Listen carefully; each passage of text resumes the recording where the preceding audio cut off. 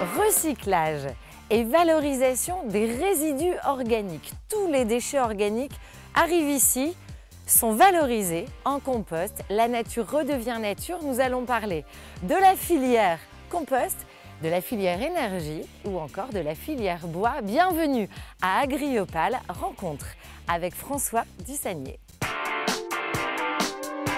François Dussagnier, bonjour. Bonjour Roxane. Alors merci de nous accueillir ici, j'ai envie de dire dans un compost géant, c'est bien ça? On est peut-être au cœur d'un compost géant, mais on est avant tout sur une plateforme de compostage qui, comme son nom l'indique, va permettre de transformer du déchet vert en un bon compost. Le compost a plusieurs effets, notamment on va limiter les pesticides si on le met en paillage, on va limiter l'arrosage puisque c'est une éponge noire donc, qui va capter très vite l'eau et on va nourrir le sol.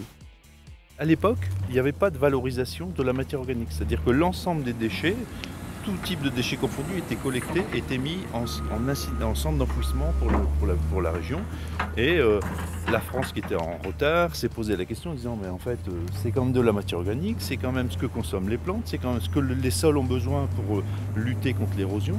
Pourquoi aller mettre ça dans un grand trou et ne pas s'en occuper? Donc on a mis en place, et Agriopal a été l'un des acteurs régionaux assez importants, cette filière de valorisation de la matière organique. Ce qui était dans la nature va servir à amender, à nourrir le sol et les plantes. On est complètement dans une économie circulaire. Complètement circulaire, tout à fait. Car la matière redevient matière.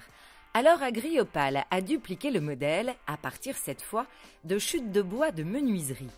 Il les récolte, les comprime et les transforme en briques de bois de chauffage.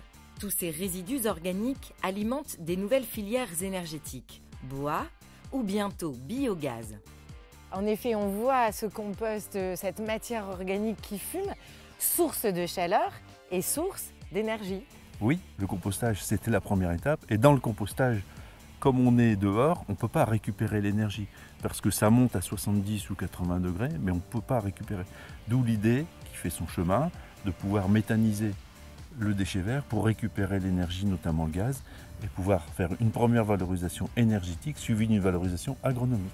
On est complètement troisième révolution industrielle. On est complètement troisième révolution industrielle. La TRI, il faut qu'elle fasse prendre conscience aux gens que, en voulant apporter une solution durable à un territoire, on va créer de l'activité économique, on va créer des emplois, on va produire localement de l'énergie, du gaz, du fioul, tout ce qu'on veut, et on va préparer surtout les générations futures à un mode de consommation qui est plus raisonnable, je dirais.